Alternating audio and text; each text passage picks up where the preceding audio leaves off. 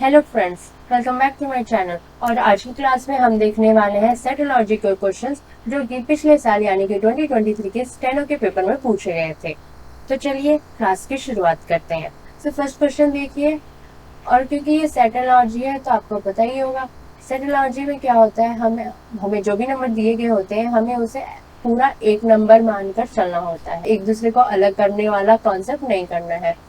तो जैसे कि ये नोट दिया है, आप इसको अच्छे से ध्यान से पढ़ लीजिए। एक बार पढ़ लेंगे, दो बार पढ़ लेंगे तो उसके बाद पढ़ने की जरूरत नहीं पड़ेगी। पर मेरा काम है हर क्लास में बताना, क्योंकि हो सकता है कोई न्यू बच्चा हो, तो वो आया हो तो उसको डायरेक्टली कैसे सॉल्व करेगा। वो सॉल्व करने का तो सॉल्व कर देगा पर आंसर उसका शायद गलत आ सकता है, क्योंकि उसमें जो इम्पोर्टेंट रूल है सेटोलॉजी का वो नहीं देखा होगा या उसे नहीं पता होगा, है ना।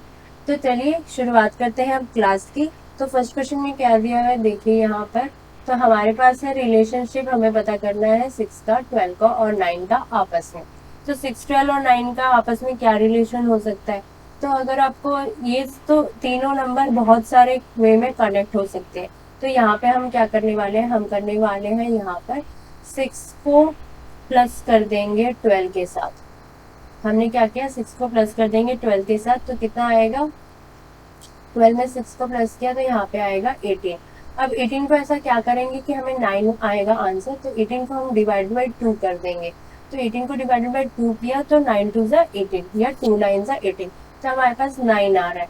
तो यहाँ पे क्या फॉर्मूला बन रहा है पता है आपको। तो यहाँ पे फॉर्मूला बन रहा है a प्लस बी का, a प्लस बी करके डिवाइडेड बाई 2 इक्वल्स टू सी।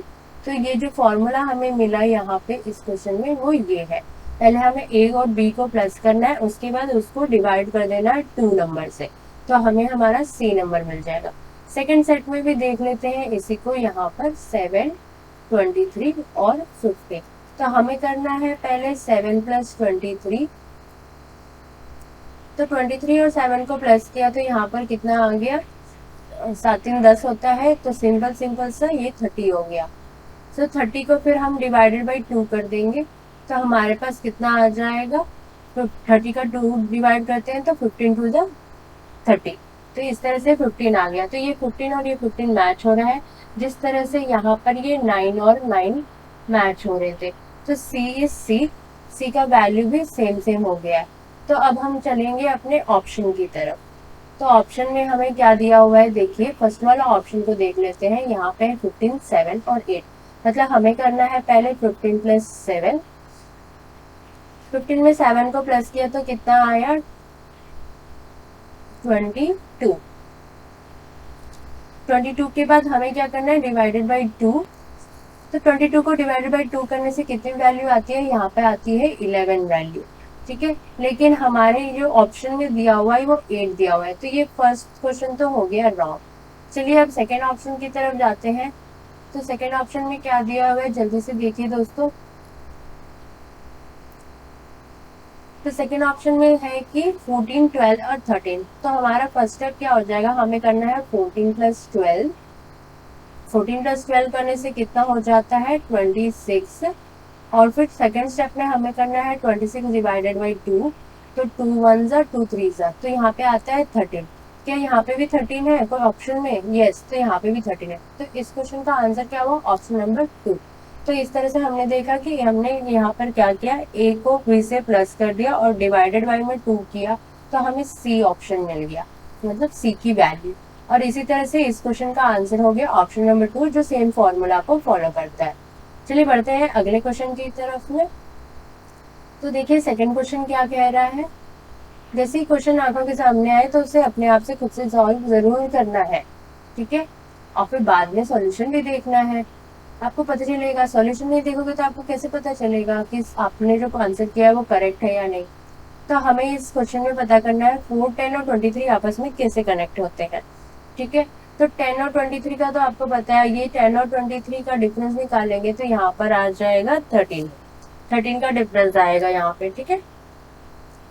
तो अभी 4 को 13 कैसे बना सकते हैं, 4 का 12 तो बना सकते हैं हम, है ना।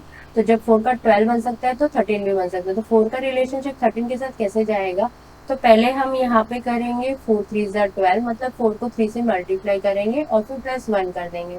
तो कितना हो गया यहाँ पे 12 + 1। सो नेक्स्ट में आया यहाँ पे 13। तो इस तरह से हमने 4 का कनेक्शन 13 के साथ और फिर इस 13 का क्या कनेक्शन है वो भी देख लिया। तो यहाँ पे जो हमारा फॉर्मूला बन रहा है वो क्या बन रहा है, पहले हमें a को करना है 3 से मल्टीप्लीकेशन +1 और इसका इक्वल्स टू में हो जाएगा b - c। तो ऐसा फॉर्मूला बनकर आ रहा है इस क्वेश्चन के लिए। चलिए देख लेते हैं क्या ये सेकंड वाले सेट जो गिवन सेट है उसमें भी फॉलो कर रहा है ये फॉर्मूला। तो सेकंड वाला गिवन सेट क्या है, 8 है, 22 है एंड 47 है। तो यहाँ पे हमें पहले करना है फर्स्ट टर्म को, यानी कि 8 को 8 × 3 + 1। तो इसका क्या आंसर आ जाएगा, 8 3 24 + 1 25 आता है। अब हमें यही चेक करना है कि क्या सेकंड इक्वल्स टू के बाद में जो फॉर्मूला है वहां पर करेक्ट हो रहा है। तो 47 में 22 को माइनस कर देंगे, 7 में से 2 को माइनस किया 5 आया और फिर 4 में से 2 को माइनस किया 2 आया। तो ये 25 मैच हो गया। इसका मतलब ये जो फॉर्मूला हमें मिला है इस क्वेश्चन में सेट बैठ रहा है दोनों गिवन टर्म्स के ऊपर। चलिए अब चलते हैं, थोड़ी सी स्पेस कर लेते हैं ताकि हम थोड़ा सा, अभी क्या करना है हमें ऑप्शन में इस फॉर्मूला को पुट करना है। तो चलिए फर्स्ट ऑप्शन देख लेते हैं। तो यहाँ पे देख लेते हैं फर्स्ट ऑप्शन। तो फर्स्ट ऑप्शन में क्या दिया है, 6, 16 और 29। तो पहले हमें क्या करना है, 6 का × 3 + 1। तो ये क्या आ जाएगा, 6 3 18 + 1 19।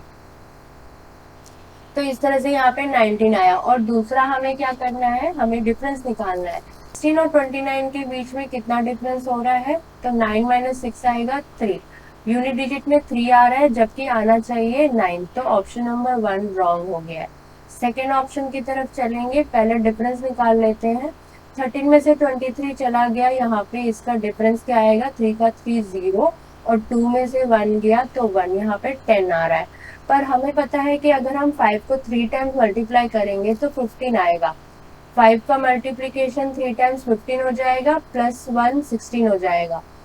तो यहाँ पे 16 आ रहा है एक तरफ और यहाँ पे 10 दिया हुआ है, तो ये ऑप्शन भी रॉन्ग हो गया।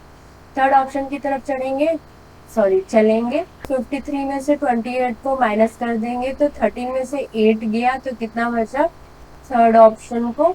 तो यहाँ पे हमने किया 28 - 53। तो यहाँ पे आ गया 13 - 8 5 और फिर यहाँ पे 4 - 2 2। तो हमें चाहिए 25। यहाँ पे हो जाएगा 10 × 3 + 1। ये तो हो गया 10 × 3 + 1। तो यहाँ पे आ रहा है 31 पर आना चाहिए 25। तो ये जो ऑप्शन है ये भी रॉन्ग हो जाएगा। थर्ड ऑप्शन भी रॉन्ग आ गया, मतलब फोर्थ ऑप्शन करेक्ट है। अब फोर्थ ऑप्शन कैसे करेक्ट है ये भी देख लेते हैं। तो हमें करना है 7 3 21 + 1 22। तो जब हमने एक फॉर्मूला को पुट किया a × 3 + 1 तो हमें वैल्यू आई 22 की। अब देखते हैं b - c की वैल्यू भी सेम होती है क्या। तो यहाँ पे हमें करना है 19 - 41।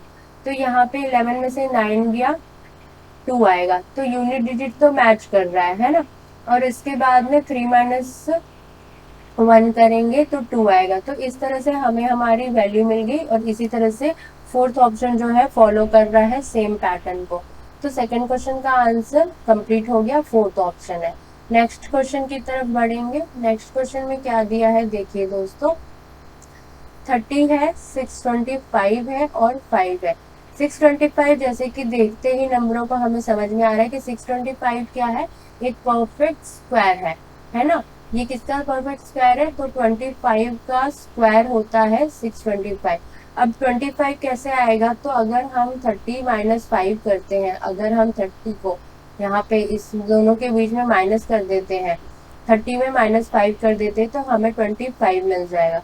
तो यहाँ पे जो फॉर्मूला बन रहा है वो क्या है दोस्तों, यहाँ पे है a - c = b।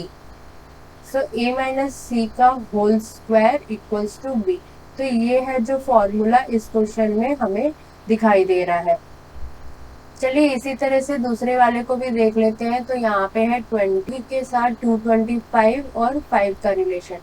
तो पहला स्टेप क्या करना है हमें, a - c का।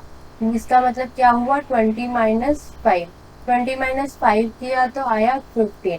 और दूसरा स्टेप हमें क्या करना है, इस 15 को हमें फिर स्क्वायर कर देना है। 15 का स्क्वायर कितना होता है, 225। तो ये मैच हो गया है ना बी के टर्म से। तो इस तरह से हमें पता चला कि ये जो सेट है उसमें जो हमें फॉर्मूला मिला वो दोनों एक दूसरे से मैच हो जा रहे हैं, फॉलो कर रहे हैं। तो अभी हम ऑप्शन को देखेंगे, तो पहले ऑप्शन पे की तरफ चलते हैं। सो फर्स्ट ऑप्शन में आपको ध्यान रखना है, आपको यहाँ पे आपको जो इम्पोर्टेंट पॉइंट यहाँ पे अपने दिमाग में रखनी है वो क्या, कि जो बीच वाला टर्म है यानी कि जो बी टर्म है हमारा, वो एक परफेक्ट स्क्वायर है। तो आपको पहले उसी से चेक करना है, क्या 122 परफेक्ट स्क्वायर है, नहीं। क्या 297 परफेक्ट स्क्वायर है, नहीं। क्या 280 परफेक्ट स्क्वायर है, नहीं। यस, पर ये 256 परफेक्ट स्क्वायर है। 256 किसका स्क्वायर होता है, 16 का स्क्वायर होता है। तो ऑप्शन नंबर 4 करेक्ट हो सकता है। अभी हमें ये 16 का चाहिए, तो क्या 24 माइनस 8, अगर इन दोनों का डिफरेंस देखेंगे तो क्या ये भी 16 बन रहा है। तो अगर आपने 24 में 8 को माइनस किया तो यस, ये 16 बन रहा है। इसका मतलब option number 4 is the correct answer. Option number 4 ही वो करेक्ट आंसर है, वो सही उत्तर है इस प्रश्न का। चलिए बढ़ते हैं नेक्स्ट क्वेश्चन की तरफ। तो अगला क्वेश्चन आपकी आंखों के सामने है, तो चलिए देख लेते हैं यहाँ पे क्या पैटर्न बन रहा है। तो 18 है, 39 है और 60। तो हमें पता है कि 30 का डबल 60 होता है। तो यहाँ पे अगर हम इसका डिफरेंस निकालेंगे तो कितना आ जाएगा, 9, 10 में से 9 गया 1, और यहाँ पे है 5 में से 3 गया 2, 21 आता है। अब 18 को 21 कैसे बना सकते हैं, क्या रिलेशनशिप हो सकता है। तो अगर हम 18 में +3 कर देते हैं तो हमें 21 मिल जाएगा। तो यहाँ पे दोस्तों फॉर्मूला क्या बन रहा है, यहाँ पे है a+3 equals to b minus c का वैल्यू। तो हमने जो यहाँ पे a में अगर हम 3 को प्लस करेंगे तो जो वैल्यू आएगी वो इक्वल्स टू सेम होगी, जो b और c के वैल्यू को एक दूसरे से घटा देंगे तो वो जो वैल्यू आती है। तो यहाँ पे ये फॉर्मूला बन रहा है। अब इसी को हम पुट करेंगे सेकंड वाले सेट में। तो सेकंड सेट में क्या कह रहा है, 12 है, 27 है और 42 है। अब हमें इसमें भी वही चीज करनी है। अगर हम 12 में +3 करते हैं तो हमें कितना नंबर आता है, 15। और हमें यही 15 नंबर चाहिए यहाँ पर किसके साथ में, 27 माइनस 42। तो अगर आप इस नंबर को देखेंगे तो 12 में से 7 गया, हमें मिला 5, और फिर 3 में से 2 गया, हमें मिला 1। तो ये वाला वैल्यू और ये वाली वैल्यू दोनों सेम सेम है। इसका मतलब जो यहाँ पर जो हमने फॉर्मूला पुट किया 12 + 3 और फिर इन दोनों का डिफरेंस, ये सेम सेम हो गया, बैलेंस। तो चलिए अभी हम चलते हैं ऑप्शन की तरफ। तो हमें पहले करना है 16 + 3 किया तो यहाँ पे आ गया 19, और 35 यूनिट डिजिट में 9 है, ये ध्यान दीजिए, ठीक है। तो अभी हमें क्या करना है, 35 54 में 35 को माइनस कर देना। अगर आप 4 में 5 तो माइनस होगा नहीं, तो 14 में 5 माइनस करेंगे। 14 में अगर हम 5 माइनस करते हैं तो हमें यहाँ पर मिलता है 9, जो कि करेक्ट मैच हो रहा है। तो हम इसको पूरा सॉल्व कर लेंगे। तो एग्जाम के टाइम पे हमें ध्यान देना है कि हमें कम से कम टाइम लगा के सही उत्तर का चयन करना है। तो यहाँ पे आता है 9, उसके बाद 4 - 3 हो जाएगा 1, यानी कि 19 19 सेम हो गया दोनों। तो ऑप्शन नंबर 1 ही है इस क्वेश्चन का आंसर। बढ़ेंगे नेक्स्ट क्वेश्चन की तरफ में। तो नेक्स्ट क्वेश्चन क्या दिया है, देखिए दोस्तों, यहाँ पे है 25, 30 और 65।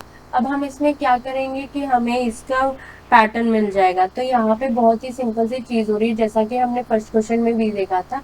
हम यहाँ पे करने वाले हैं 25 में +65। 25 में अगर आप 65 को प्लस कर देंगे तो एक राउंड फिगर आ जाएगा, कितना, 60 + 20 80 एंड 5 + 5 10, 80 + 10 90 आ रहा है। और जो हमारा बी टर्म है वो 30 दिया हुआ है। तो 30 लाने के लिए हम क्या करेंगे, हम 90 को 3 से डिवाइड कर देंगे। तो 3 3 = 9 और इस तरह से 30 आ गया, जो कि बी टर्म है, ठीक है। तो यहाँ पे आया 30। तो इस क्वेश्चन का या इस सेट का ये क्या फॉर्मूला बन रहा है, तो यहाँ पे बन रहा है a plus C divided by में 3 इक्वल्स टू b। इसी को पुट कर लेते हैं सेकेंड वाले सेट पे। क्या ये दोनों सेम सेम है, तो यहाँ पे हमें करना है 50 50 और 100 में हमें पता करना है सेम फॉर्मूला फॉलो हो रहा है या नहीं। तो a प्लस सी करना है, मतलब कि 50 प्लस 100 करेंगे, उसके बाद डिवाइडेड बाई में 3 कर देंगे। तो 50 प्लस 100 करने से 150 होता है और डिवाइडेड बाई में 3 किया तो 150 का 3 में हो जाएगा, 3 5 15 और 0 आ जाएगा, तो 50 आ रहा है। और यही 50 हमें बी टर्म पे भी है ना, तो b की वैल्यू जो 50 है वो सेम सेम हो गई है। तो इस तरह से हमें पता चला कि ये क्वेश्चन इसको फॉलो कर रहा है। ये जो दोनों सेट दिए हुए हैं ये दोनों सेट ही यहाँ पे फॉलो हो रहे हैं। तो अब हम फॉर्मूला को यही रखेंगे और हम जल्दी जल्दी से यहाँ पे स्पेस बना देंगे ताकि हम यहाँ पे अपने क्वेश्चंस को सॉल्व कर सके। जो ऑप्शंस हैं हमें अभी वो पता करना है कि कौन सा ऑप्शन सेम फॉर्मूला को फॉलो कर रहा है।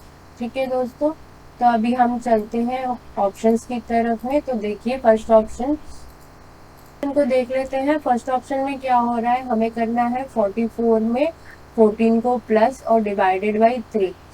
तो ये तो छोटे नंबर है, 44 14 ये कितने हो जाएंगे 58 डिवाइडेड बाई 3 करेंगे तो कुछ 2 डिजिट में ही नंबर आएगा, लेकिन यहाँ पे 3 डिजिट दिया हुआ है तो ऑप्शन नंबर 1 रॉन्ग हो जाएगा। ऑप्शन नंबर 2 की तरफ बढ़ेंगे तो यहाँ पर है 25 और 18 को प्लस करेंगे तो ये कितना आ जाएगा 30 और 8 5 13 43 आ जाएगा। अगर आप 43 को 3 से डिवाइड करते हैं तो अगेन यहाँ पर 2 डिजिट का नंबर आएगा और यहाँ पे 3 दिया है तो ये ऑप्शन रॉन्ग हो जाएगा। तो अब हम थर्ड ऑप्शन की तरफ चलेंगे। तो थर्ड ऑप्शन में क्या दिया हुआ है 45 40 एंड 75। ये कुछ लग रहा है कि बन सकता है, तो 45 में 75 को ऐड कर देंगे। पहला काम हो जाएगा 45 प्लस 75, जैसा कि हमने अपने फर्स्ट सेट में देखा था, है ना।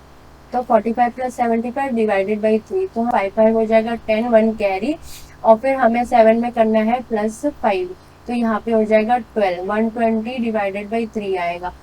तो 120 को 3 से डिवाइड करेंगे तो यहाँ पे आएगी वैल्यू 40 की। और ये क्या ये 40 ही बी टर्म है, तो यस ये 40 ही बी टर्म है। तो इस तरह से हमें पता चला क्वेश्चन नंबर 5 का इस क्लास के आखिरी क्वेश्चन का आंसर क्या हुआ, ऑप्शन नंबर 3। तो हमने देखा आज की क्लास में जो हमारा फर्स्ट क्वेश्चन था और जो हमारा फिफ्थ क्वेश्चन है वो एक जैसा ऑलमोस्ट पैटर्न इनके एक जैसे से बैठ रहे थे। इसी तरह से सेकंड क्वेश्चन और फोर्थ क्वेश्चन के पैटर्न एक जैसे बैठ रहे थे और जो हमारा थर्ड क्वेश्चन था वो प्रॉपर स्क्वायर वाला था।